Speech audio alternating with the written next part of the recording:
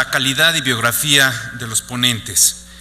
Y segundo, por ser el Senado uno de los recintos más importantes en América Latina, la sede de esta iniciativa que busca el encuentro de ideas en común para beneficio del hábitat, la lucha contra la pobreza, la búsqueda de calidad y dignidad de vida y por sobre todo el mejoramiento de todos los que formamos lo que hoy se conoce como el tejido social. Más hoy, en un mundo que se confronta, que vive la tragedia de la migración obligada, ya sea por las guerras o por el terrorismo. Gracias por estar hoy en este foro de parlamentarios, retos de América Latina y el Caribe rumbo al Hábitat 3. Bienvenidos y nuestra gratitud por ser nuestros anfitriones. Quiero agradecer fundamentalmente al senador Roberto Gil, quien es el presidente de la mesa directiva del Senado de la República, al senador Emilio Gamboa, presidente de la Junta de Coordinación Política del Senado de la República, por supuesto al motor de esta reunión, la senadora Ana Lilia Herrera, quien representa al Grupo Mexicano de Parlamentarios para el Hábitat, y al diputado Ernesto Gil, presidente del Grupo Mundial de Parlamentarios para el Hábitat. Daremos inicio a esta primera mesa, al primer panel, que trata de algo verdaderamente sustantivo, algo verdaderamente importante, que es el presupuesto en las legislaciones latinoamericanas para el desarrollo urbano sostenido, y que yo, si me permiten el atrevimiento, lo presentaría como pregunta. ¿Hay el presupuesto, hay los recursos necesarios en las legislaciones latinoamericanas para el desarrollo urbano sostenible? Y me da mucho gusto, en verdad, estar presente en una mesa de grandes amigos, de grandes personalidades, la maestra Dolores Franco Delgado, asesora técnica regional para América Latina y el Caribe en materia de espacios públicos de la Organización de las Naciones Unidas Hábitat. Maestra Franco, muchas gracias. Muy buenos días. La senadora Mariana Gómez del Campo Gursa, presidenta de la Comisión de América Latina y el Caribe. Senadora, muchas gracias. Buenos días. Jennifer Arens Reyes, representante del Parlamento de Aruba. Jennifer, muchas gracias. Muy buenos días. Sí. Y el doctor Jorge Wolper Curi, director general de Desarrollo Urbano, Suelo y Vivienda de la SEDUT. Jorge, muchas gracias, doctor. Gracias, muy buenos días. Habré de proponer una dinámica distinta para el tratamiento del tema, no hacerlo árido, no hacerlo cansado, así es que haremos interrupciones, preguntas, debate, formularemos ideas, proyectos y trataremos de conversar sobre este tema que ya he anticipado, que es el presupuesto en las legislaciones latinoamericanas para el desarrollo urbano y sostenible. Yo le pediría, para iniciar, a la maestra Dolores Franco Delgado los primeros apuntes para entrar a debate. Muchísimas gracias, senadora Ana Lilia Herrera, por la invitación. Como siempre es un gusto acompañarla. Muchísimas gracias a todos y a todas. Y en ese sentido me gustaría agregar que la región de América Latina en realidad posee una rica variedad de experiencias y de verdad que aporta muchas lecciones en materia de descentralización y sobre todo en tema de finanzas municipales. Sin embargo, debemos de reconocer que la región de América Latina y el Caribe se caracteriza fundamentalmente por dos hechos que nos parecen insoslayables. Uno tiene que ver con que es la región más desigual del mundo y la siguiente tiene que ver con que efectivamente es la región más violenta del mundo. Nosotros en ese sentido apuntamos a que se hace necesario el empezar a sentar bases para de alguna manera abatir la brecha de desigualdad que hay en términos de ingreso en la región y sobre todo nos parece relevante el poder de alguna manera trabajar en abatir estas desigualdades en el ámbito de las ciudades. Creo que se ha convertido en un paisaje al cual estamos habituados en las ciudades latinoamericanas, donde en un mismo territorio conviven territorios de la ciudad con todos los servicios y de la misma manera coexisten o cohabitan territorios de la ciudad donde desafortunadamente se carece de los servicios o de la infraestructura básica para poder desarrollarse como persona y como individuo. En ese sentido, nosotros de alguna manera hemos hecho algunas reflexiones en torno al tema de las finanzas municipales y nos parece relevante el poder sentar algunas bases que esperamos que sirvan de punta de lanza para esta reflexión que sin lugar a dudas tendrá muchísimas más oportunidades de discusión para abordarse antes de la conferencia Hábitat 3, que como bien se ha mencionado se llevará a cabo el año entrante en la ciudad de Quito, Ecuador. Nosotros dividimos de alguna manera las recomendaciones en esta materia en algunas que se pueden enfocar en la estructura organizacional, otras que tienen que ver con los sistemas fiscales y algunas más que proporcionan apoyo o pueden orientar los créditos para los gobiernos subnacionales. En ese sentido, me gustaría mencionar unas ideas básicas como para poder abrir el espacio para el intercambio y la discusión. Y en ese sentido nosotros reconocemos que en América Latina existe una gran cantidad de países que cuentan con pequeños municipios y que sería necesario que promuevan una legislación que permita la creación de mancomunidades municipales para la prestación de servicios públicos que efectivamente requieren de economías de escala para incrementar su cobertura. Adicionalmente, reconocemos la necesidad de incentivar acuerdos de cooperación entre los municipios grandes y pequeños para poder contratar empresas, en su caso, algunas de carácter privado, para la prestación de ciertos servicios. Consideramos también un tema fundamental abrir el espacio para la creación de nuevos niveles intermedios de gobierno como solución a algunas debilidades observadas en los gobiernos locales existentes. Es muy común y muy habitual en la región de América Latina hacer el comentario de que el gobierno local es el eslabón más débil de la cadena, y en ese sentido consideramos que esta podría ser una apuesta que apunte en el fortalecimiento de los gobiernos locales. Pero también coincidimos que una solución eficaz puede ser el fortalecimiento de los gobiernos existentes a través de la asistencia técnica y, por supuesto, a través de financiamientos adicionales. En ese sentido, consideramos también que se hace necesario remover los incentivos que favorecen la división de municipios en los que de alguna manera se aplican los sistemas de transferencias que otorgan la misma cantidad de fondos a todos los municipios independientemente de su tamaño. Nosotros consideramos que ahí hay un área de oportunidad legislativa para tomar en consideración los criterios de población y los requisitos mínimos de viabilidad fiscal para evitar la división de los actuales gobiernos locales. Por otra parte, consideramos que el papel de los gobiernos centrales, provinciales o estaduales debería de alguna manera otorgar mayor tiempo y garantizar mayores recursos para incrementar la capacidad de gestión de los gobiernos locales pequeños y también de los que cuenten con características netamente rurales.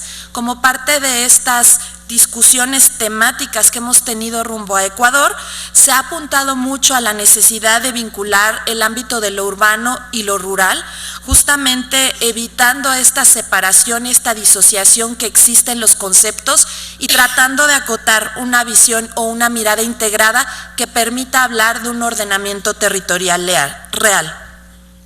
Nosotros consideramos también que alguna asistencia técnica podía ser proporcionada en esta materia a través de las asociaciones de los gobiernos municipales, o que también se podría promover la asesoría a los gobiernos mediante estas universidades de carácter regional que de alguna manera pueden apoyar el proceso.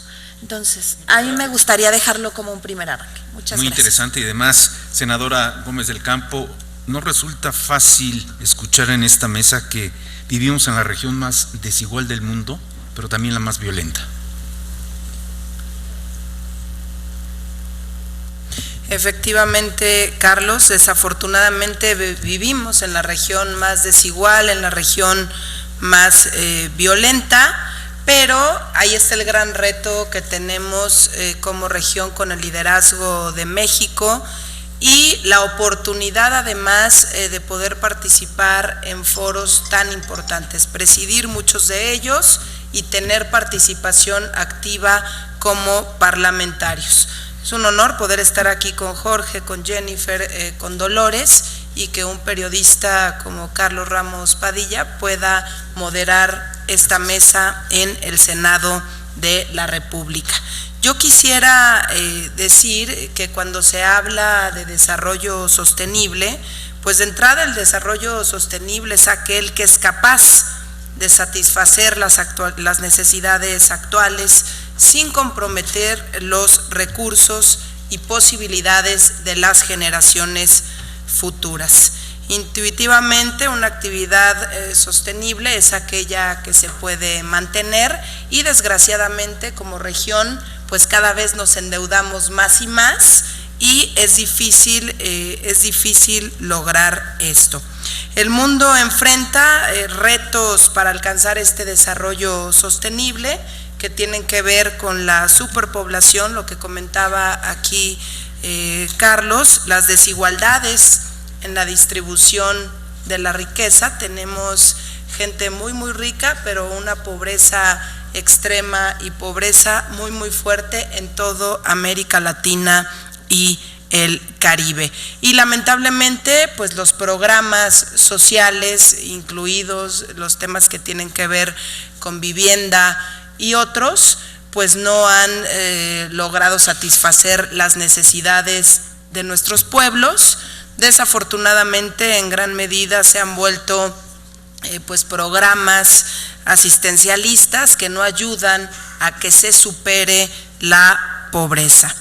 El incremento de la contaminación en las urbes es otro de los retos para alcanzar un desarrollo sostenible, la preservación de la biodiversidad, la erosión y del suelo. Las comunidades se enfrentan retos más particulares. Aquí ya hablaba Dolores de el rol que juegan los municipios y efectivamente las comunidades con estos retos particulares que le tocan a los alcaldes de la región, que tienen que ver con lo inmediato para los ciudadanos, como lo es el acceso al agua potable, el manejo de los desechos domésticos, que desafortunadamente todavía no hay una cultura en América Latina fuerte para manejar los desechos domésticos, el suministro energético, que es un tema importante en toda la región. Se han hecho reformas importantes en nuestro país, pero siento que todavía falta mucho por hacer y sobre todo falta mucho por transmitirle y que comprenda el ciudadano qué beneficios pueden tener ya de manera tangible estas reformas que tienen que ver con la parte de la energía. El sistema de transporte es un gravísimo problema, ya lo decía el presidente de este Senado de la República en la inauguración. Desafortunadamente los ciudadanos pasan gran parte del día en el transporte público, pasan gran parte del día en el metro, en el microbús, incluso con la bicicleta y con el riesgo además en nuestra región de ser asaltado. Ya decías tú, aquí hablabas de la inseguridad, de ser asaltado, de no llegar con bien a casa. Entonces lo que vive el ciudadano en América Latina, además de todas estas carencias, pues es una ola de inseguridad que no le permite ser completamente feliz y tener una calidad de vida adecuada. En muchas ciudades, especialmente en los países en vías de desarrollo, los habitantes de los barrios precarios representan más del 50% de la población, tienen poco o ningún acceso a los servicios de vivienda, agua, saneamiento, educación o salud, que seguramente Jorge nos podrá compartir cifras al respecto. Hoy en día se vive un crecimiento de urbanización sin precedentes. Con este rápido movimiento, la población, sobre todo de los barrios precarios, pues ha aumentado de 776.7 millones en el año 2000 a alrededor de 827.6 millones en el año 2010. La manera en la que vamos a abordar los retos en materia de desarrollo sostenible, pues va a ser uno de los mayores problemas a los que nos vamos a enfrentar la humanidad en el siglo XXI. Las proyecciones de crecimiento de la población urbana en todo el mundo nos dicen, y este dato es nos causa escalofrío. Entre 2000 y 2050, para dar lugar a los habitantes, será necesario duplicar la cantidad de espacio urbano en los países desarrollados y ser expandido en un 326% en los países en desarrollo. Esto equivale a la construcción de una ciudad del tamaño de Londres cada mes durante los próximos 40 años. Entonces, son datos que deben preocuparnos, ocuparnos, son datos que deben llevarnos a tener posiciones muy firmes como región rumbo a este foro, a este espacio Hábitat 3 que se llevará a cabo en la ciudad de Quito, Ecuador. Esta sería mi primera intervención, Carlos. Gracias, senadora.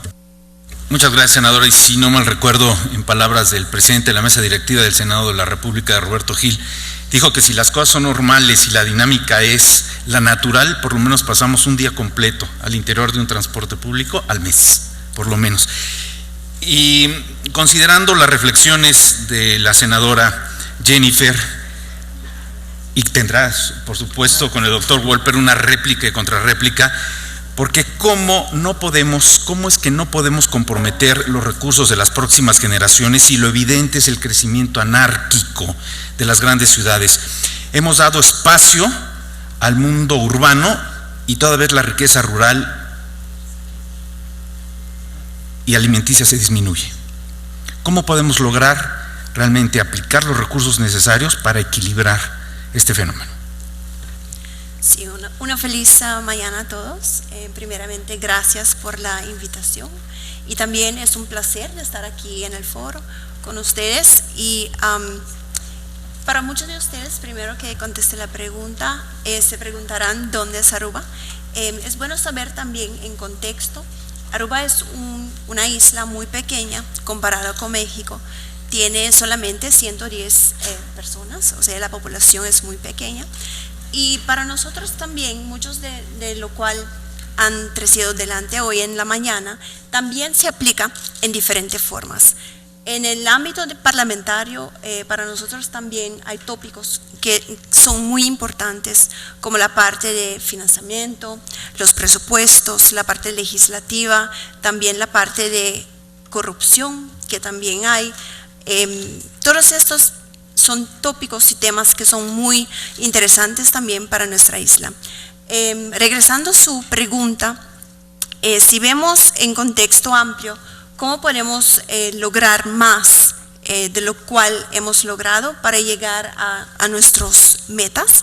Para 2030 creo que tenemos que poner más esfuerzos colectivos en la parte también, que es algo que todavía, bueno, en nuestro país no se ha realizado mucho, pero la parte también de participación del sector privado, que es un sector que de repente también no se ha realizado mucho como participación para llegar a estas metas. Son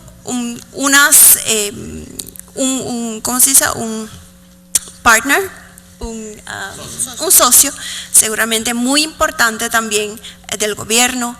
Es un esfuerzo que necesitamos empujar un poquito más.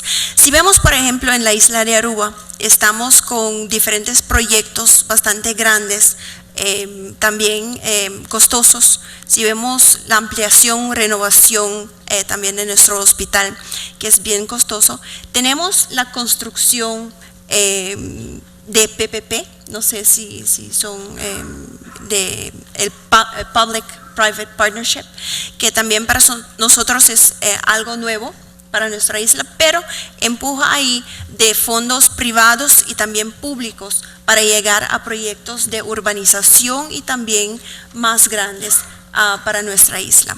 Si vemos también carreteras que estamos logrando, proyectos grandes, o sea que todo esto son esfuerzos colectivos y creo que la parte también legislativa tenemos que poner más énfasis en la parte de dónde podemos llegar a algo más balanzado, en la parte de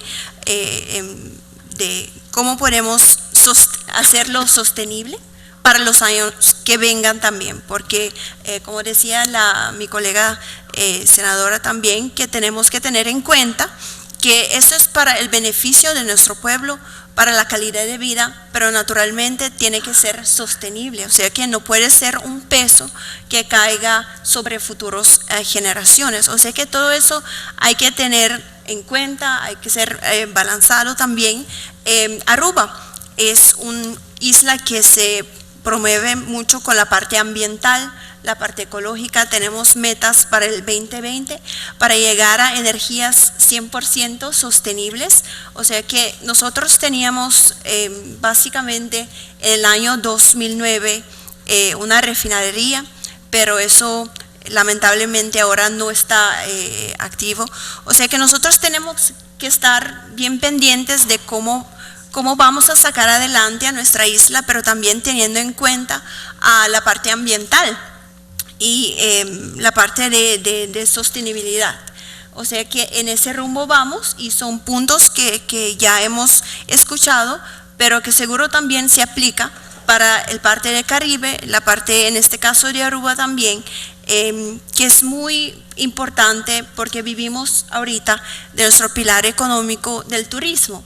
O sea que ahí vienen otra vez otros puntos de la parte de seguridad, la parte de beneficio para el turismo, pero también hay que tener en cuenta la parte social, cómo es el impacto de cada proyecto. Eso ya abre muchos cupos de trabajo, ya se da más movilidad económica, o sea que todos esos puntos son balanceados para nuestro país. Gracias. Gracias, Jennifer, y bienvenida nuevamente. ¿Cuántos habitantes nos indicas hay en Aruba? 110,000. Bueno, una gran diferencia, ¿no? Creo que te has encontrado sorpresas interesantes. Podría caber toda la población en un vagón del metro y los llevamos a pasear, ¿no? Jorge, de lo que hemos escuchado, donde se menciona que es una región violenta, desigual, donde los componentes del diálogo no se ajustan para entendernos, se ha hablado también aquí de la creación de modelos intermedios de gobierno. ¿Se puede llegar a ello? Muchas gracias, Carlos. Sí se escucha, ¿verdad? Sí. Jennifer, bienvenida a México. Dolores, un placer una vez más compartir paneles contigo, igual senadora Mariana.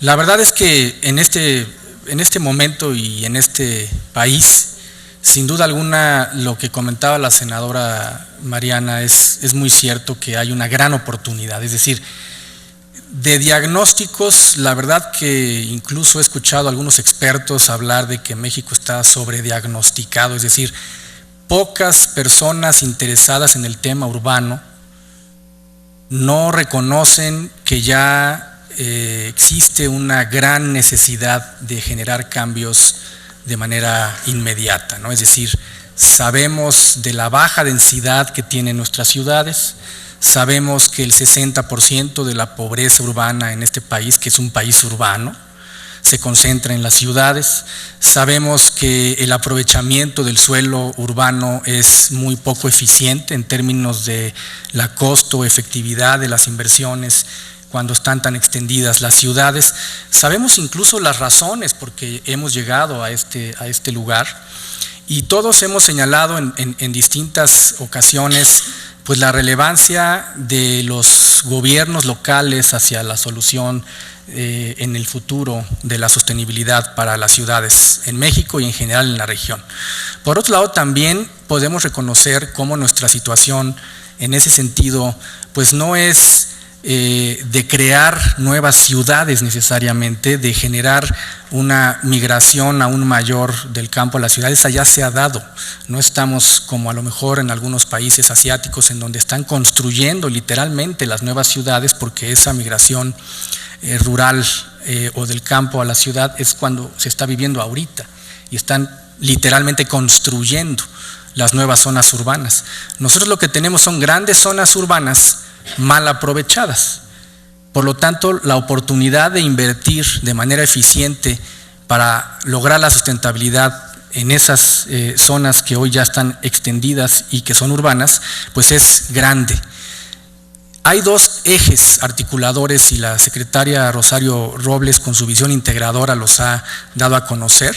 Desde luego hemos escuchado también que las discusiones en el Senado y por expertos ya han sido ya muy puntuales respecto a la necesidad de una reforma urbana. Sí, el cambio que se dé en nuestro marco legislativo es importante. No quisiera yo ahondar en esto, que lo van a discutir en el próximo panel. Aquí está con nosotros el subsecretario Enrique González Tiburcio, desde luego la senadora Ana Lilia, que son pues expertos y que realmente México está más que preparado para ese camino hacia una nueva ley sobre los asentamientos humanos. La actual, además, pues se creó posterior a la primera reunión de Hábitat en el 76, y yo estoy seguro que con el empuje que hay en el gobierno de la República y el trabajo de los compañeros legisladores, pues podríamos estar en condiciones de que en este Hábitat 3 sea incluso antes de que se lleve a cabo, que podamos dar un buen paso en materia del marco normativo. Pero no solo es esa la solución, es decir, hoy por hoy el trabajo de la concurrencia entre órdenes de gobierno puede y debe ser mucho más eficiente. Es decir, muchos podemos decir que en los municipios la planeación es deficiente y que no hay las capacidades locales o incluso los recursos para poder invertir de manera eficiente en infraestructura. Pero si los recursos que tenemos los logramos articular, y para eso creó el presidente Peña, la SEDATU, una mejor focalización de los mismos, es decir, de los recursos de inversión en infraestructura, podemos coadyuvar con los gobiernos locales a que se empiecen a generar condiciones de mayor sustentabilidad en las ciudades para mejor aprovechar el suelo urbano en nuestro país.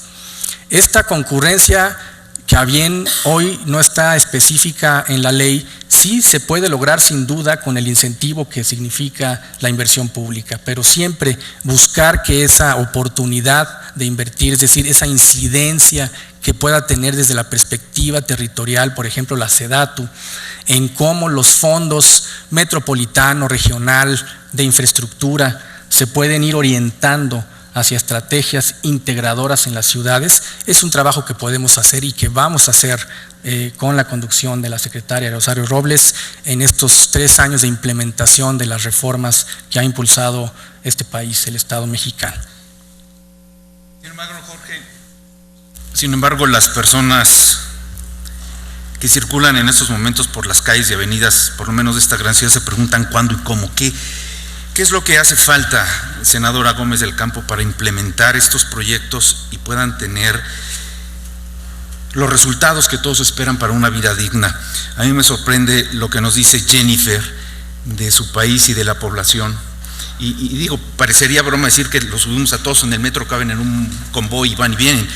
Pero para ser más ilustrativos, todo tu país cabe en el Estadio Azteca y sobran asientos. Y si te lo pongo desde otra perspectiva, ustedes representan la tercera parte de la población universal de la Universidad Nacional Autónoma de México, que es un ejemplo también que tendría que debatirse y discutir en este panel, en estas mesas, porque es una población de alrededor de 400,000 personas en un solo campus que viven incluso sin seguridad pública. Lo que tiene la Ciudad de México no lo tiene en Ciudad Universitaria, y muchas veces adentro están más seguros allá que aquí. Que sería interesante saber por qué. Senadora Gómez del Campo, ¿qué nos falta para entendernos, para articular tecnología? ¿Nos falta comprensión social o nos falta ejercicio parlamentario? Pues nos faltan muchas cosas, Carlos. Desafortunadamente en nuestro país hemos ido creciendo de manera desmedida en las zonas metropolitanas, en las 59 zonas metropolitanas, hemos crecido de manera desordenada, hemos crecido de manera aislada, haciendo su trabajo o tratando de hacer su trabajo el legislativo, los ciudadanos por su cuenta y todos por su lado. Por eso es muy complicado el poder decir, vamos todos hacia adelante, veamos de qué manera podemos reordenar las zonas metropolitanas. Y si tomamos en cuenta, además, pensando ya en los grandes problemas que tenemos como región, porque no solamente hay en México corrupción, no solamente hay en México impunidad, ¿no? Por ejemplo, si pensamos hoy en los usos de suelo. En el caso de la Ciudad de México, cada vez hay menos participación por parte de los ciudadanos. Antes los ciudadanos opinaban, decían si era conveniente o no conveniente construir un edificio en X o Y zona. Hoy realmente depende del legislativo y del poder ejecutivo. Entonces todo esto genera corrupción. Entonces tú das el uso de suelo para que se construya un edificio o para que se construya vivienda popular y que construya, no sé, 400 departamentos, y el problema es que no existen los servicios para toda esa gente, que no hay agua, que no hay luz suficiente, que no hay estacionamiento, que muy probablemente no haya escuela cerca o no haya hospitales cerca. Entonces esto se convierte en un gravísimo problema que vemos a lo largo y ancho de México y de América Latina. Entonces habría que revisar hacia dónde tenemos que crecer. Y hacia dónde tenemos que crecer significa, ya mencionabas hace un momento, el tema tecnológico, ¿no? Apostarle a la tecnología, porque es increíble, pero a veces ni en este Senado de la República tenemos buena red. Entonces, si le estamos apostando a la tecnología, pues hay que empezar por la casa. Y yo haría una reflexión en este sentido. Creo que todos estamos en la misma sintonía. Las reformas que queremos impulsar, y ya decía la senadora Ana Lilia, que es una reforma estructural, la que tiene que ver con el desarrollo urbano de este país, que probablemente, Carlos, y también ese es un conflicto, no sea tan importante para muchos y para el mismo gobierno como la reforma energética o como la reforma en telecomunicaciones, reformas que pueden dar muchos más recursos para el país, pero yo creo que el tema de desarrollo urbano es fundamental. El tema de discutir hacia dónde vamos, cómo vamos a crecer, si vamos a crecer de manera horizontal o vertical, si tenemos que hacer grandes edificios con mucha tecnología y apostarle a ello, ir hacia allá como van muchos países de primer mundo. Creo que son debates que se tienen que dar, que desafortunadamente, bueno, apenas empezamos a discutirlos, a debatirlos, porque había una agenda prioritaria que no era el tema de desarrollo urbano. Entonces creo que ahorita estamos poniendo el tema en la mesa.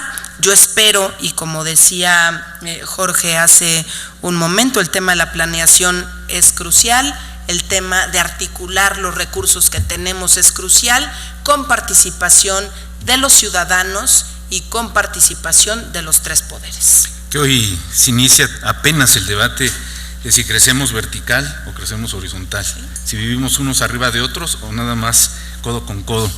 Y aprovechando, maestra Franco, tu enorme experiencia en la Organización de las Naciones Unidas, al inicio en la presentación hablábamos de esta migración obligada que hoy vemos por guerra o por terrorismo, este gravísimo problema de los sirios sin Siria, y de que se pretenden, no por el señor Trump, que ni deberíamos de mencionar aquí, pero se pretenden construir muros para alejar a seres humanos de seres humanos. Pero en América Latina se vive un fenómeno particularmente extraño, porque hay migración electoral, terrenos a cambio de votos, o incluso en países de América Latina, nacionalidades a cambio de sostener a gobiernos heredados. ¿Qué nos puedes decir al respecto? Claro. Muchísimas gracias, Carlos. Sin lugar a dudas, creo que efectivamente han apuntado de manera muy atinada, tanto Jorge como Mariana, temas que me parecen fundamentales en el ámbito del desarrollo urbano y que tienen que ver con poner en el centro de la agenda el bien común por encima de los intereses privados. Creo que eso es un tema que de alguna manera se tiene que ver traducido y reflejado en nuestros marcos normativos, ¿no? De alguna manera, para garantizar que efectivamente estos procesos de exclusión, de marginación, de alguna manera encuentren alguna forma de resolverse a través de programas que permitan atender a estos grupos en especial. Me parece que este tema será un tema más común, digamos, en la agenda urbana a nivel mundial, el tema de la migración de una ciudad a otra por las diferentes razones y motivos, y ahí es donde también nosotros consideramos que existe un área de oportunidad por parte de los gobiernos locales para garantizar condiciones a esta nueva población que están recibiendo y que de alguna manera en el corto plazo no cuentan con los recursos financieros disponibles para atender a esta población. En tema de recurso y de finanzas, me parece importante comentar que es muy reiterado el discurso de que no tenemos recursos suficientes para garantizar el desarrollo de las ciudades. Y en ese tema me parece fundamental lo que mencionaba Jorge, la importancia de tener la planeación como un eje articulador que te permite de alguna manera tener muy claro el horizonte de hacia dónde vas y efectivamente hacer un uso más eficiente y eficaz de los recursos. Creo que ese es un común denominador en la región que necesariamente tendría que ver su reflejo en los marcos normativos que la región tiene. Y en términos de transparencia en cuanto al uso de los recursos, ahí también identificamos una área de oportunidad importante. Reconocemos que hay países que aún requieren la aprobación ex ante de los presupuestos municipales por parte de autoridades superiores. Consideramos que con planeación de alguna manera y con visiones de ciudad a largo plazo, de alguna manera algunos de estos procedimientos podrían obviarse, ¿no? En aras de hacer más ágil la gestión de los recursos a nivel local.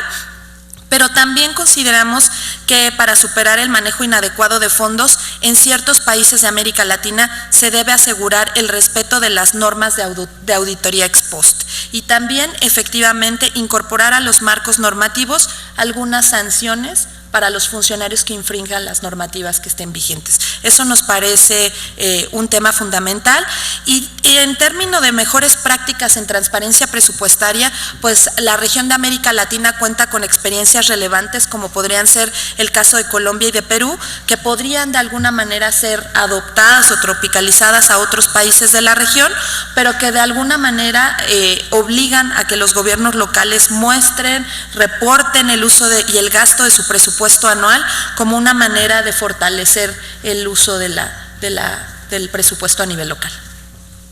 Por alusiones, Jorge, ¿estás de acuerdo? Porque incluso se ha mencionado aquí la creación, la formación, la estructuración de nuevos sistemas fiscales y de créditos locales. ¿Estarías de acuerdo con lo que dice Dolores Franco? En gran medida sí, sin duda alguna que el financiamiento para el desarrollo urbano ha hecho falta y como se ha venido invirtiendo es de forma desarticulada. Entonces, por supuesto que la primera vía de solución a que las inversiones en infraestructura, equipamiento urbanos, incluso vivienda, sean más eficientes para el suelo urbano es articulando adecuadamente estas inversiones públicas con los otros órdenes de gobierno y siempre también con la posibilidad de que estas inversiones también públicas vengan acompañadas de oportunidad para la inversión privada. Y por otro lado, también es muy importante que tomemos en cuenta cómo las ciudades en donde existe la mejor calidad de vida según diversas maneras de medirlo, hay una adecuada fiscalización sobre el suelo urbano. México tiene mucho que avanzar en materia del impuesto predial. Sin duda alguna, el activo más importante de una ciudad es el suelo urbano.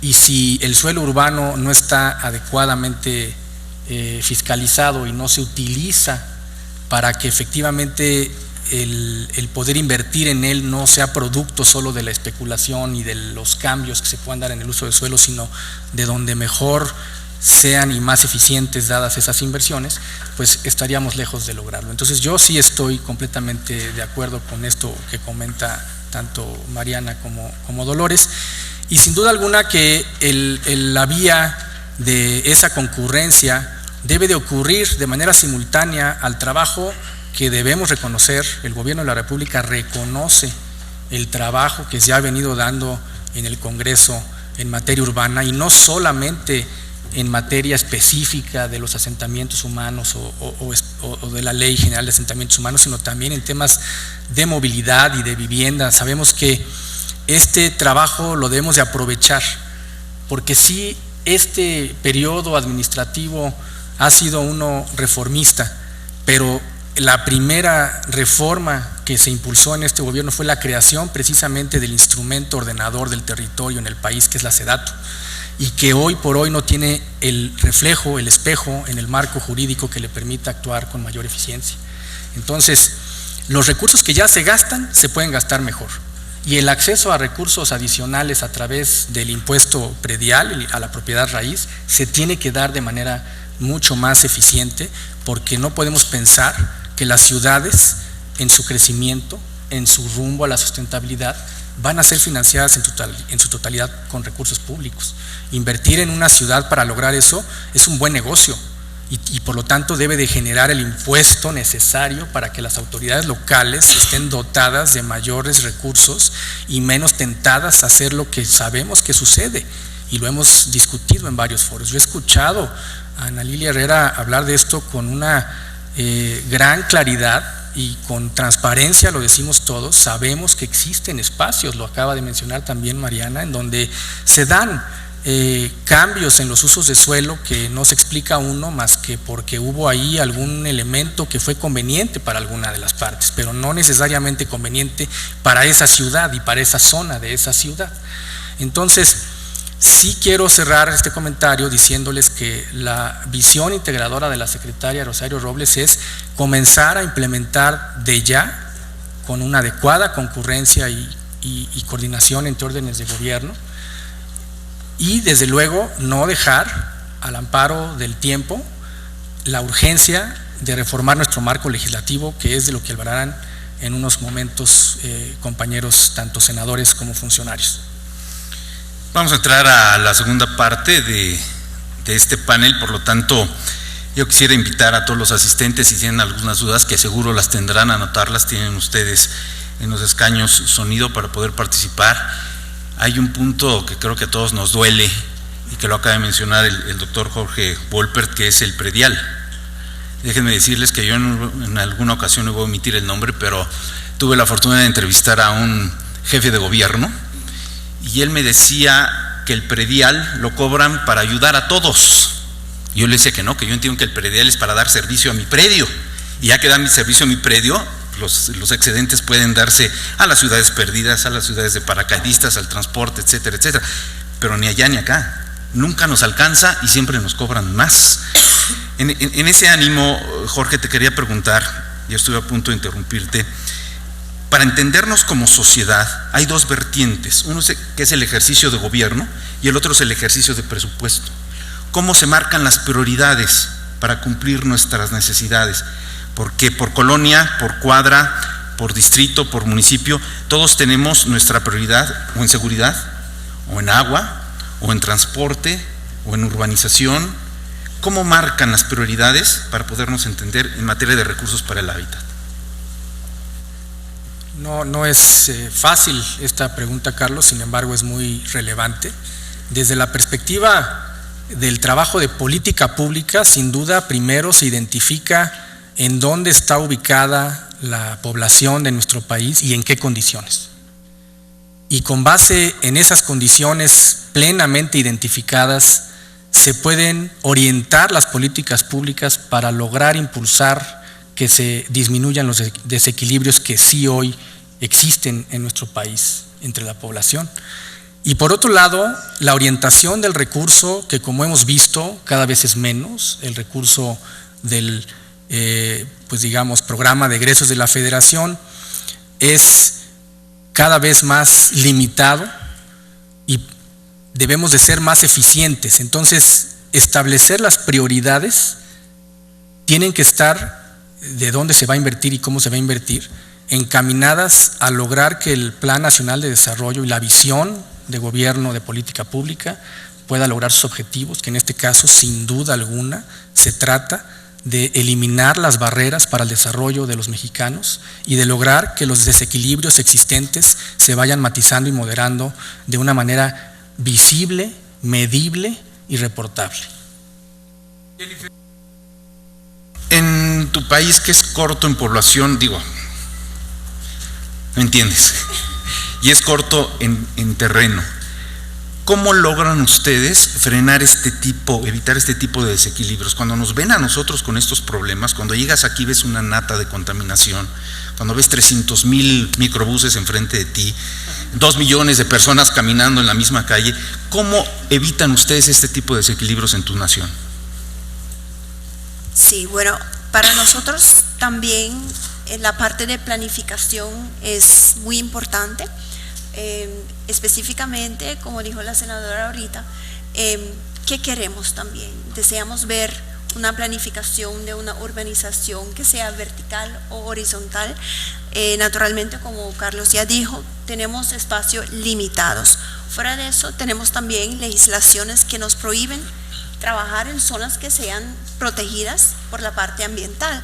O sea que eso posa un reto aún más grande porque tenemos una población que va creciendo poco a poco y ahí es nuestro reto principal, que cómo vamos a hacer. Ahora, para la presentación también presupuestaria, que cómo podemos usar los fondos, los recursos que tenemos disponibles más efectivamente.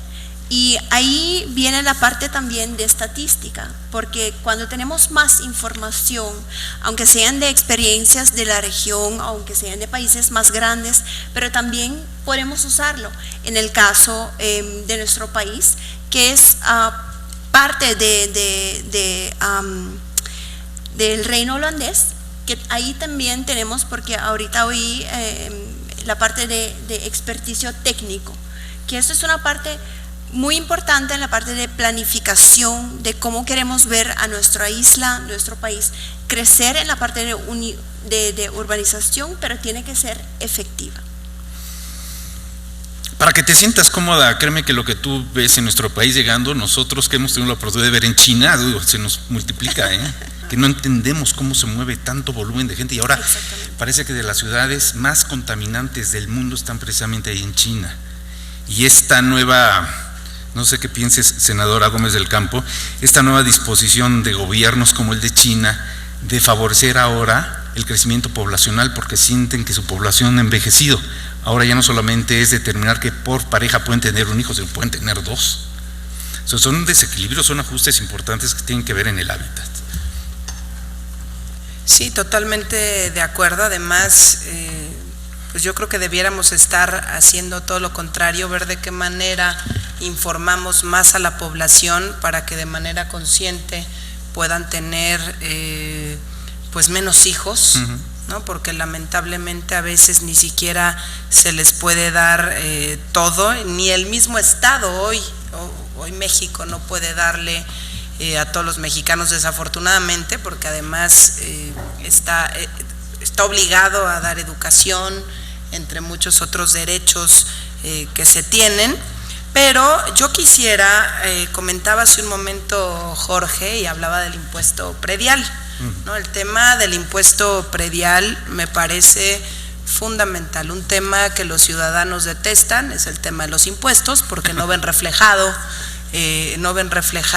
lo que ellos le dan al Estado, pues no lo ven reflejado en su vida diaria, no viven con más seguridad, no tienen los servicios básicos de manera adecuada, ¿no? Desde que te moleste salir de casa y ver las banquetas destruidas, ver una cantidad de baches sorprendentes, ¿no? Que podríamos hablar de la Ciudad de México, que es la ciudad del bache, pero tenemos otras ciudades en este país como Cuernavaca, ¿no? Que incluso le dicen la ciudad de la eterna brincadera.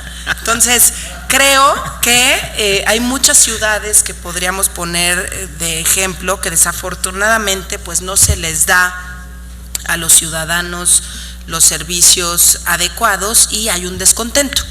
Entonces, cuando nos preguntamos por qué la gente está tan molesta, por qué a la gente la vemos tan molesta cuando tocamos a su puerta, o los que tienen acceso a las redes sociales en las redes sociales, porque desafortunadamente muchos pues pagan el impuesto predial, que en la Ciudad de México cada vez sube más, y además no se hacen las mediciones de manera adecuada, ¿no? Quiero aprovechar este espacio para dejar ese mensaje. ¿Por qué? Porque nosotros hacemos mucha gestión, porque se está cobrando un impuesto predial en zonas van de aumentos hasta del 1000%, cuando en la vivienda viven probablemente 3, 4 personas y lo que se les está cobrando es como si estuviera operando una fábrica. Entonces, por todo esto hay tanto descontento ciudadano, porque tienes que pagar estos impuestos y no estás viendo, y ya lo decía aquí Jennifer, y lo decía Dolores, la parte de la transparencia. Si los ciudadanos ven que hay transparencia, que hay una rendición de cuentas adecuada, que viven de una manera distinta, que vale la pena estar pagando lo que se está pagando. En el caso de la Ciudad de México, pues tenemos el impuesto predial y el impuesto sobre nómina. Si ven que sus condiciones y su calidad de vida mejora, pues no va a haber descontento.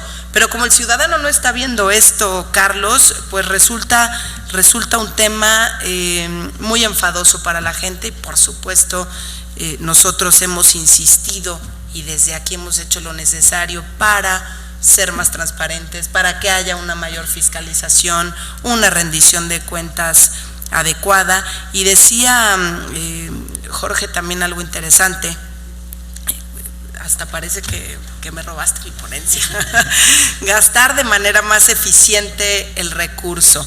Esto es crucial.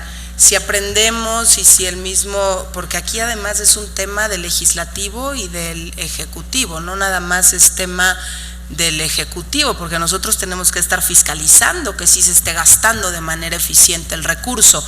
No estamos gastando de manera eficiente los recursos, insisto, por eso hay tanto descontento ciudadano. Y yo solamente cerraría diciendo que todo lo que estamos aquí mencionando es también pues por la falta de Estado de Derecho.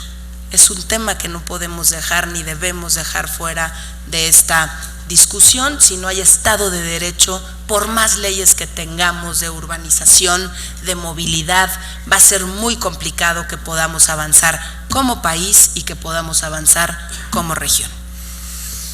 Bueno, Jorge, te estás convirtiendo en el motivador aquí de la dinámica. Esto de te recibimos con los baches abiertos, ¿no? Decían que como ahora un policía sin necesidad del alcoholímetro puede determinar que una persona conduce intoxicada, pues es la que va derechito a todos los baches, ¿no? Los conductores normales vamos evitándolos en todas las calles. Antes de ceder la palabra a Jennifer, porque hiciste un especial énfasis en la tecnología y en los recursos renovables como materia de subsistencia, quisiera preguntar si hay alguien inquieto con alguna interrogante para… ¿Sí? Por favor. Muy buenos días. Buenos días. Felicidades a todas y a todos ustedes por tan importante foro. Tengo una pregunta y solo por ahora 2 planteamientos. ¿Cuál es esta idea que planteó nuestra representante de la ONU de los gobiernos intermedios? Quisiera ahondar mucho más en ello, saber cuál es la visión que tiene la ONU y cuál es la expectativa que tiene para concretarlo, si así lo está visualizando. Ya la señora senadora habló de un tema que a mí me parece coyuntural y que no puede ir, tiene que ir de manera paralela con el desarrollo urbano, que es la cruzada de población. Hubo un tiempo en que logró el gobierno federal contener el crecimiento poblacional. Todos recordamos el anuncio de pocos para darles más, y de repente desapareció, ¿no? La familia pequeña vive mejor, ¿no? Es correcto. Y ahora yo cuando platico en las comunidades les digo que desapareció el anuncio y todos nos aplicamos, ¿no? Porque de verdad, o sea, familias de 5, 6, 7, pero además con esta peculiaridad de que son familias encabezadas por madres jefas de familia, son las mujeres quienes están al frente, y ya ahí se suma un valor adicional, y además triplemente expuestas, porque normalmente los asentamientos irregulares están en poblaciones rurales con mayor pobreza, sin servicios, mujeres al frente y mujeres indígenas, ¿no? Otra forma de abordar el tema de hábitat. Pero bueno, mi pregunta sería entonces, ¿cuál es la idea de gobiernos intermedios y por qué no impulsar de manera bicameral una jornada, una cruzada nuevamente para contener el crecimiento poblacional, cuidando por supuesto todo este tema de garantías individuales y libertades, solo en un tema de mayor conciencia, porque si no, no serviría tampoco poner límites o frenar el crecimiento urbano si nosotros mismos no contenemos el crecimiento poblacional. Y finalmente creo que hay otro tema que también podríamos sumar a la agenda para abonar al grado de conciencia de los ciudadanos, que serían los impuestos verdes. Si no logro identificar cómo me beneficia el medio ambiente, llámese calidad de aire, manejo integral de residuos sólidos, recuperación de áreas naturales protegidas, no voy a hacer algo como ciudadano. Entonces tal vez podríamos empezar a impulsar con mayor fuerza algunos esquemas que ya hay en algunas zonas metropolitanas, donde los ciudadanos que aportan en el cuidado de cualquiera de los rubros de la sustentabilidad es beneficiado fiscalmente, ¿no? Si están de acuerdo, yo creo que las primeras dos interrogantes serían para Dolores Franco, que tiene que ver con la creación de modelos intermedios de gobierno, y esta sobre explotación o crecimiento demográfico, y podríamos dejarlo del impuesto verde y la percepción con Jennifer Arends. Que por cierto, este primer tema, Dolores, es verdaderamente interesante lo que se plantea, porque hay estudios que determinan que en algunas regiones la población crece hasta por mecanismos de defensa, y generalmente donde no hay ni dinero ni educación. Muchísimas gracias por la pregunta. Respecto al tema de los gobiernos intermedios, se ha hecho mucho la reflexión sobre la capacidad real que tienen los gobiernos locales para garantizar una visión de ciudad que traspase las autoridades, el periodo de tiempo que tienen las administraciones locales, ¿no? Efectivamente, para desarrollar una ciudad y una ciudad con una visión de largo plazo, no se alcanzan a consolidar los planes en la duración de las administraciones locales, y nosotros consideramos o hemos encontrado ahí un área de oportunidad para el rol que tienen los gobiernos estatales, en el sentido de garantizar que estas visiones de ciudad, que ahora algunos municipios en México y en América Latina están haciendo planeación a 2030, puedan fungir como garantes de que esos compromisos se pueden cumplir y que de alguna manera esa visión de desarrollo se puede garantizar. En ese sentido, nosotros identificamos que es importante establecer de manera muy clara los roles y las competencias de cada ámbito de gobierno para poder garantizar una gestión adecuada del territorio. Y en esta materia del tema medioambiental, me parece relevante comentar que hay la posibilidad de introducir impuestos medioambientales. Efectivamente, son impuestos que de alguna manera algunos países de la región ya han instrumentado, que surgen básicamente para regular el uso del medio ambiente, y que este tipo de impuestos no están tan arraigados en América Latina, pese a que tienen varias ventajas, que es el dividendo doble, ¿no? Que tienen la posibilidad de recaudar recursos y contribuir a un medio ambiente más limpio. Creo que en ese sentido la mayor parte de los países en América Latina podrían contar con un plus en términos presupuestales si incorporan esa figura a las nuevas legislaciones y marcos normativos que justamente en esta discusión rumbo a Hábitat 3 pues se han estado ajustando y adecuando a partir de las reuniones que se han llevado a cabo y que forman parte de este proceso de reflexión común. Muchas gracias. Jennifer, tu experiencia en Aruba en ese sentido, por favor. Sí, gracias. La parte de impuesto en Aruba también es una parte que no es muy popular, como dijo mi colega senadora, naturalmente, lo cual en ninguna parte. Lo cual hemos hecho es que hemos implementado en estos últimos años impuestos que sean especificadamente para una meta. Y si pongo, por ejemplo, tenemos la parte de salubridad pública, que es general, y ahí ponemos un impuesto específico. También la parte de medio ambiente, tenemos la parte de impuesto que es como una incentiva, que rebajamos gastos para introducción, por ejemplo, de carros híbridos o electrónicos, y también el uso de paneles solares o de uso de molinas de viento o algo así. También son como incentivas para el pueblo para usarlo más. En esta parte podemos ver que ya la parte de concientización del pueblo es muy importante para ver los beneficios que tienen.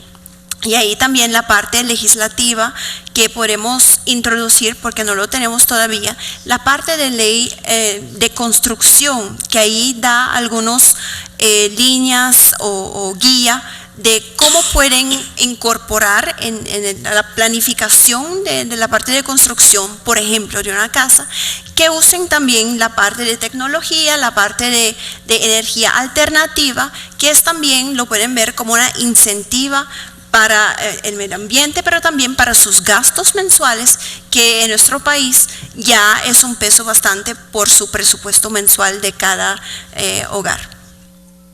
Muchas gracias. Jennifer, por favor, tenemos una pregunta.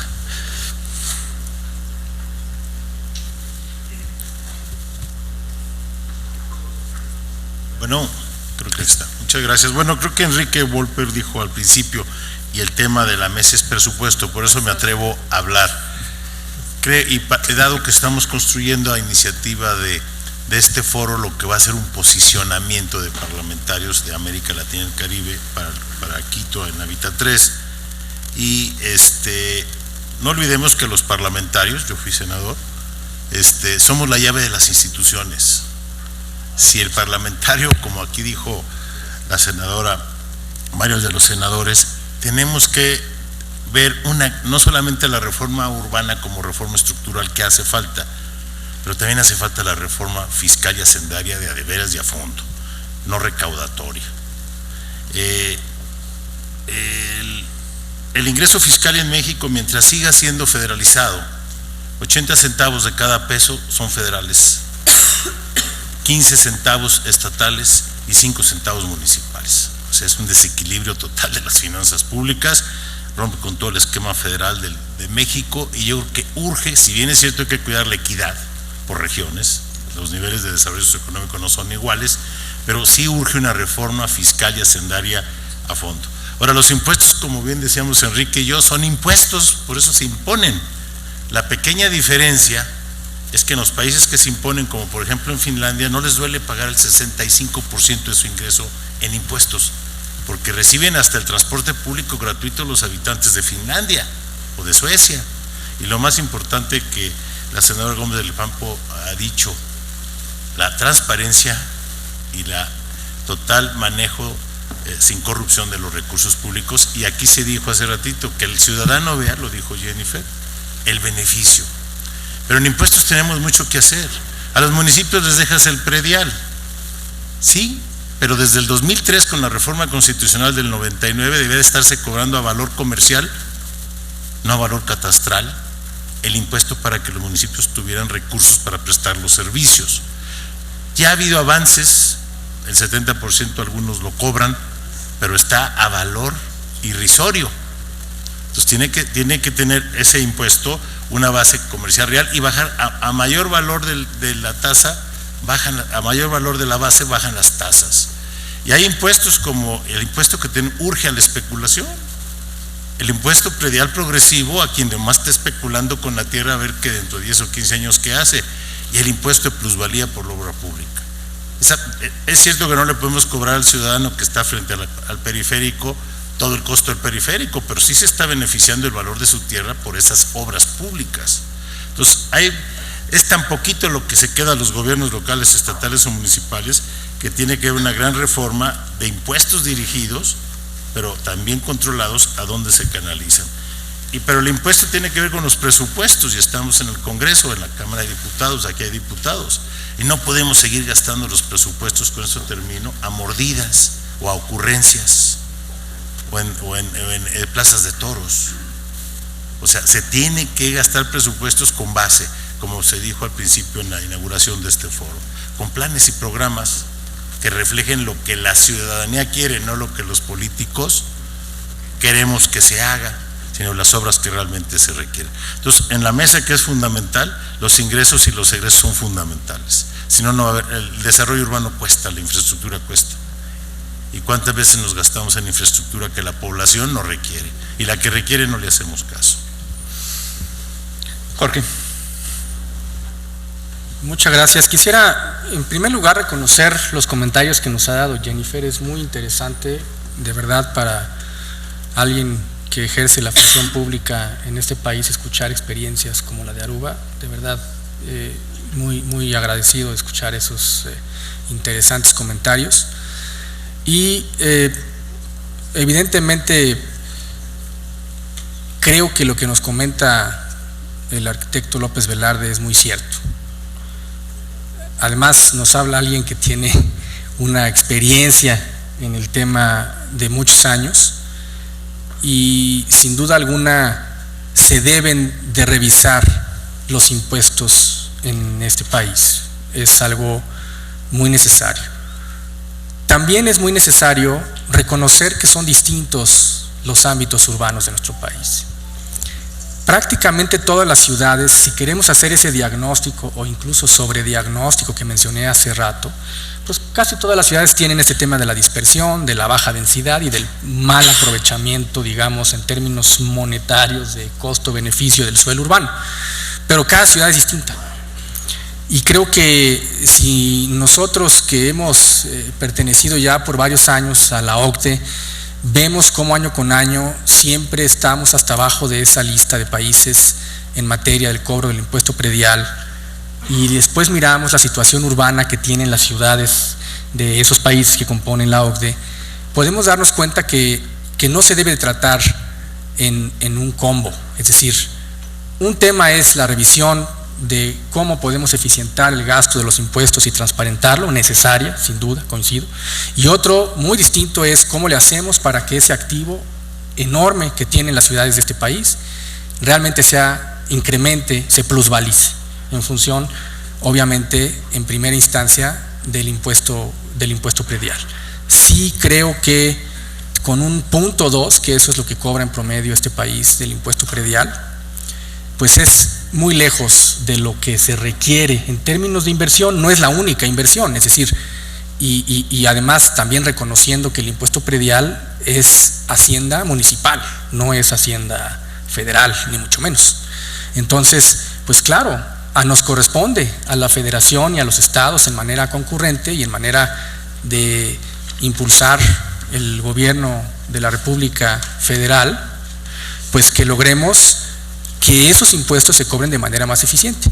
Yo he escuchado casos, y no los voy a mencionar pues digamos, en específico, pero de estados en donde el impuesto predial se cobra a través del gobierno estatal. O sea, el gobierno estatal le ayuda a los municipios a cobrar ese impuesto, el municipio o el presidente municipal se quita un poco esa carga negativa política que significa el cobrar los impuestos, y por otro lado, pues entonces se pueden incrementar esos ingresos, y claro, el gobierno estatal cobra ese servicio, es un servicio que le presta a los municipios y lo cobra, y entonces eso, no estoy diciendo que sea la solución, quiero ser muy claro, solo que sí ha habido ingenio, pues caray, creo que México en eso sí somos sin duda un país muy innovador, como para generar esquemas que nos permitan que se cobre de manera más eficiente el impuesto predial, y eso significa que se etiquete, eso significa que el ciudadano efectivamente, como bien lo dice Mariana, sepa ese impuesto en qué es, en lo que se va a utilizar, y que nosotros les podamos dar la garantía a los gobiernos locales de que el apoyo federal y estatal va a acompañar la inversión pública que derive del cobro de ese impuesto. Entonces, esos esquemas los tenemos que empezar a practicar de manera simultánea al cambio en el marco legislativo, que otra vez reitero la importancia y la decisión de este gobierno de lograrlo en el muy corto plazo. Decía hace unos minutos que este asunto del predial iba a despertar inquietud. Lástima que la pregunta ya casi es al final del panel, porque esto se hubiera puesto muy bueno. Porque sí, efectivamente, hoy estamos en la controversia si se debe cobrar comercial o catastral. Y lo que algunos decíamos es que el impuesto debe de ser no un castigo, sino un premio. ¿Y a qué voy con esto? Porque a veces consideramos o creemos que el que tiene más debe de pagar más. Pero me decía un secretario de Finanzas una cosa muy curiosa. Por ejemplo, las casas que tienen mayor territorio tienen posibilidades de áreas verdes, por lo tanto recuperación de agua y por lo tanto captación de agua de lluvia. Las casas más pequeñas no, y están convirtiendo sus áreas verdes en estacionamiento. Sin embargo, creen que el que tiene más debe de pagar más. Y me decía, curioso, pero ¿sabes en dónde se cobra más agua? En las unidades habitacionales, porque hay 8 miembros por departamento y tienen jacuzzi. Y a veces en las casas grandes son 2, a veces jubilados, y el impuesto predial es carísimo. Se nos acota el tiempo, tenemos 5 minutos, nos extendemos hasta 10 si quieren, por cortesía dejamos que las damas concluyan. Senadora, tus conclusiones. Perdón, había una pregunta, ¿verdad? Por favor. Gracias, buenas tardes.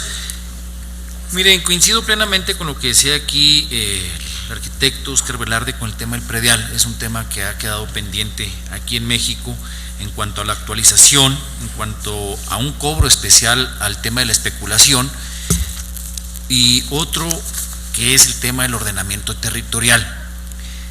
Hace algunos años, cuando se da la reforma al artículo 27 constitucional del 92 y la promulgación de la nueva ley agraria, hubo un gran compromiso y preocupación por parte de la entonces Secretaría de la Reforma Agraria y Procuraduría Agraria, que se estaba creando, para entrar al ordenamiento de la propiedad social, porque se veía que las grandes ciudades, el 80% del territorio hacia donde estaban expandiéndose eran de propiedad social, ejidal, comunal. Entonces se hicieron una serie de experimentos, como el programa de certificación de derechos ejidales, que lo manejaba la Procuraduría Agraria y el Registro Agrario Nacional. Hubo un momento en que la misma reforma agraria dijo que el procede no procedía en ejidos conurbados. Después se implementó un programa que se llamaba Programa de Incorporación de Suelo Social, y después a través de la Procuraduría Agraria se establecieron lo que eran las inmobiliarias ejidales. Sin embargo, ninguno de los 3 programas fue exitoso, porque el problema es de que las ciudades empezaron a crecer de manera desordenada hacia la propiedad social, y ahí teníamos un problema. La propiedad social, ejidal o comunal, estaba regulada por la federación, y el problema del crecimiento y la prestación de los servicios era a cargo del municipio.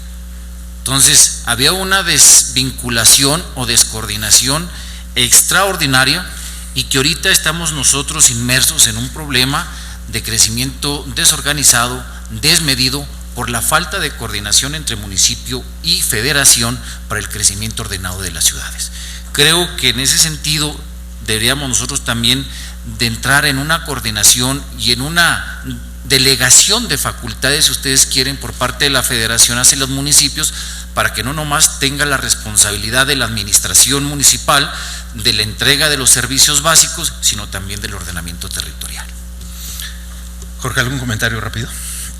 Sí, por supuesto. Voy a comentarlo muy brevemente. Los instrumentos que nuestra Constitución hoy confiere en materia de planeación del territorio son 3. Están los planes de ordenamiento ecológico y territorial, que están de responsabilidad en el orden federal. Están los planes de ordenamiento territorial, que recaen en el ámbito del orden estatal, y están los planes de desarrollo urbano y derivados, que en materia de ciudad pues recaen en la responsabilidad y en el ámbito del orden municipal. Lo primero que debe suceder por ley es que se deban de concurrir estos instrumentos, porque estos instrumentos están incluso antes de las decisiones que después se dan sobre incorporación, por ejemplo, de suelo social a suelo urbano.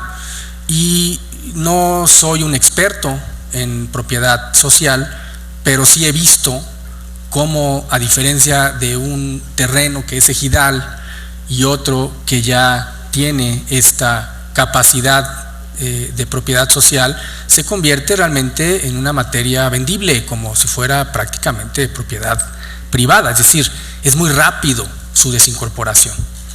Incluso también es muy rápida su expropiación cuando así un estado o un municipio lo cree conveniente.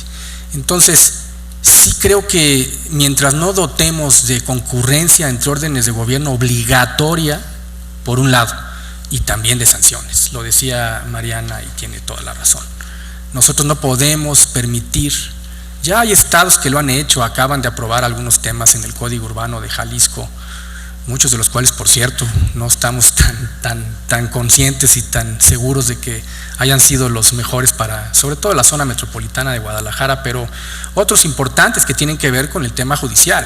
Sí necesitamos tener la posibilidad de sancionar de manera ejemplar a quienes violen esos instrumentos de planeación que son ley y que se tienen que seguir. Y si ya tenemos esos tres y están fincados en los tres órdenes de gobierno, a lo mejor lo que hace falta, y llego a tu primera pregunta, Carlos, que agradezco además, la necesidad de que esa concurrencia también derive en un orden, no en un nuevo orden de gobierno, pero sí en una nueva forma de articular los gobiernos locales cuando estamos hablando no solamente de zonas metropolitanas, sencillamente de ciudades en donde aparecen conurbaciones que implican espacios político-administrativos de más de un municipio.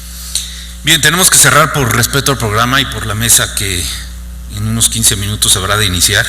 Yo le pediría a nuestros panelistas minuto y medio para alguna idea adicional, alguna conclusión. Iniciamos con la senadora Mariana Gómez del Campo Gursa. Senadora. Muchas gracias, Carlos. Muchas gracias a todos los que me acompañan en este panel, en este Senado de la República. Yo solamente quisiera decir, por ejemplo, en el caso de México, los ciudadanos participan en la consulta de los planes parciales en municipios como Guadalajara y Chihuahua, pero no en todo el país, y esto genera un descontento ciudadano.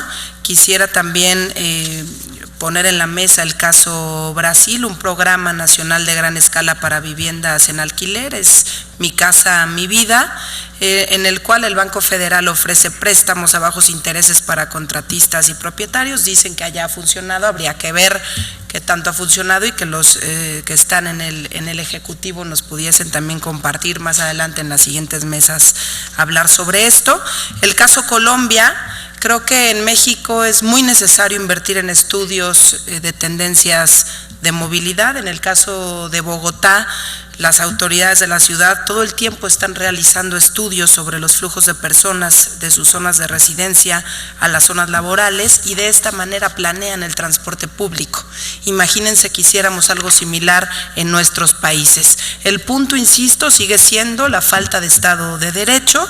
Si hubiese transparencia, rendición de cuentas, la gente se molestaría menos con el tema de los impuestos si vieran resultados, y todo esto tiene que ir de la mano. Yo espero que las reformas en materia de transparencia y más adelante en materia de anticorrupción funcionen con la no impunidad, no corrupción y, como decía Jorge hace un momento, castigos ejemplares. Si hay castigos ejemplares, va a haber ciudadanos ejemplares que van a hacer que se cumpla la ley porque saben que les puede ir de la patada, pero mientras no haya castigos ejemplares, pues no va a pasar nada y vamos a seguir en las mismas, no solamente como México, sino como región. Muchas gracias, Carlos. Gracias, senadora Mariana Gómez del Campo Gursa, presidenta de la Comisión de América Latina y el Caribe, un honor. Muchas gracias. Gracias a ti. Maestra Dolores Franco Delgado, por favor. Muchísimas gracias, de verdad que ha sido un gusto participar de este panel. Efectivamente creo que se abordó un tema que es muy importante en términos de no solamente por ser tema presupuestal, sino por el área de oportunidad que brinda la reflexión rumbo a Hábitat 3. Nosotros seguimos insistiendo que sin asignaciones claras de competencias y responsabilidades de gasto hacia los gobiernos locales y subnacionales, pues no podemos establecer ni siquiera criterios para saber si el financiamiento hacia estos es adecuado o no. Consideramos que es necesario realizar esfuerzos para mejorar la distribución de competencias entre los diversos ámbitos de gobierno en el tema territorial, y justamente esto nos ayudará a identificar mejor las competencias exclusivas de los gobiernos locales.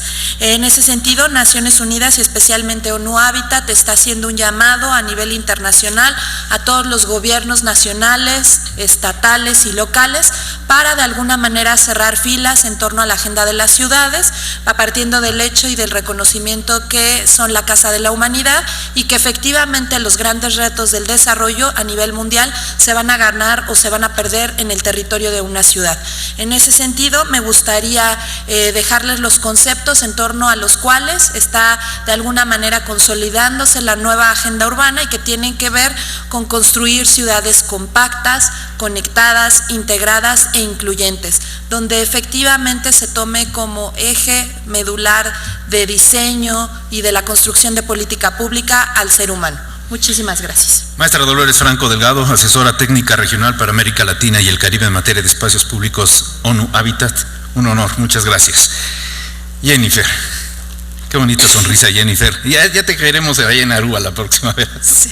Jennifer Arens Reyes del Parlamento de Aruba. Adelante, por favor. Minuto y medio. Sí, de verdad para mí fue un placer también formar parte de este foro y también parte del panel.